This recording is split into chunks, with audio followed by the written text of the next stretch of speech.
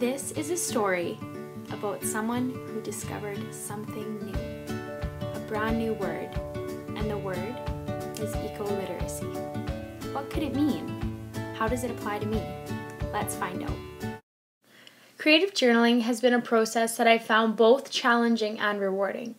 In my first creative journal, titled Space and Ignorance, I discussed the greed in human nature and the draining of the Earth's resources. My second journal entry, titled Worldview, What We See versus What We Understand, discusses an eco-literate lens. But at the time of writing this, I tend to distance myself from the term of eco-literacy and choose to view myself from the what we see perspective. In my third creative blog, titled Which Issues Have Led Me, it's clear that I'm feeling conflicted about which topic to choose for my action learning project.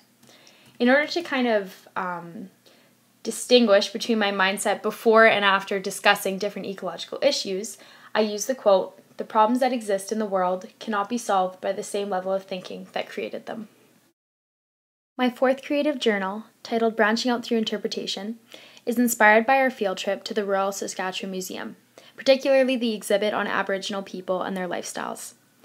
This creative journal is a reflection of our study on Tilden's principles of interpretation, and particularly his point about reflecting upon our revelations.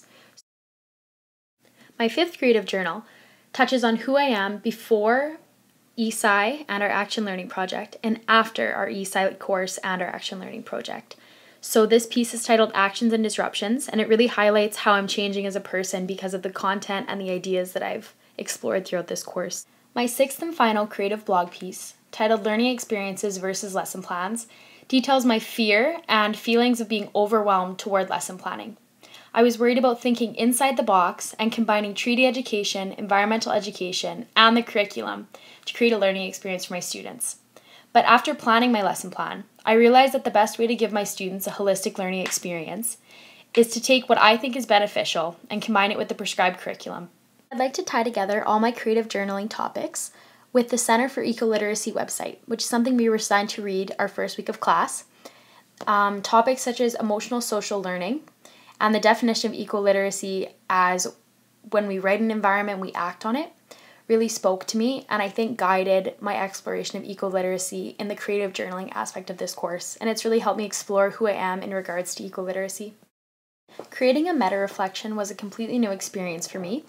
It was a bit frustrating, but also very helpful in recognizing how I've changed and grown over the course.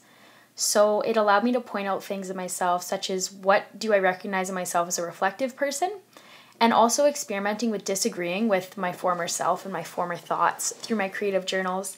I know that I'd commented on the way that I'd wrote issues in really bright writing, or having a seemingly negative perspective in the blog, but writing a very flowery and bright picture. So just different things that I contradicted in my own writing, and also having the chance to piece together everything that people had commented on my blogs was really helpful. My action learning project involved brainstorming with a group of people about how we could take local change and take action that would affect something on a global scale. So our topic was glacier melt. And reflecting on this issue, I know that it disrupted my comfort, my convenience, and my daily routine, but I know that it was worth it because it made me feel like, even as a small part in this issue, that I was making a large difference. Much like the article Leverage Points by Donella Meadows, she discusses systems of power, and I related to this when doing my project. So I was thinking, how can I make change from where I am on the spectrum in the face of a massive global issue?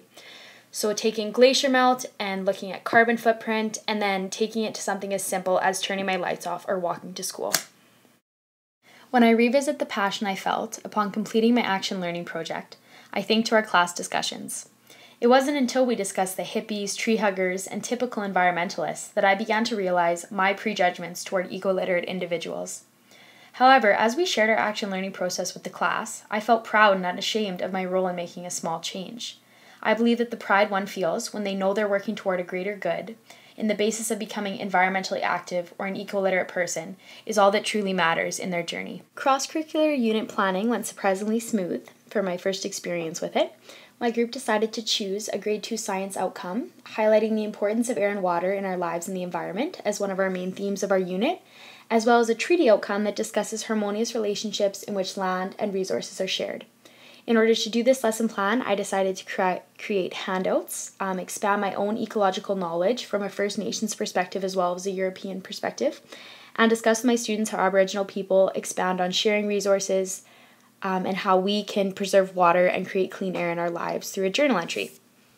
When I was developing my lesson, I realized that my own perspective on First Nations ways of knowing was not enough to complete the lesson and also give my students a valuable learning experience.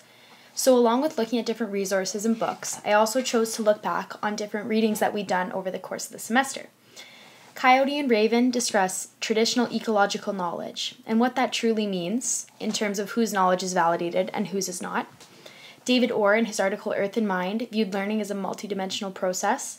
I was inspired by Colin Harris in his Take Me Outside project, which inspired to bring children outside of the four walls of a classroom and into the environment. Richard Love's Leave No Child Inside article discussed creating empathy and wonder rather than impatience and fear, and to teach children to find a balance between ecophobia and ecophilia.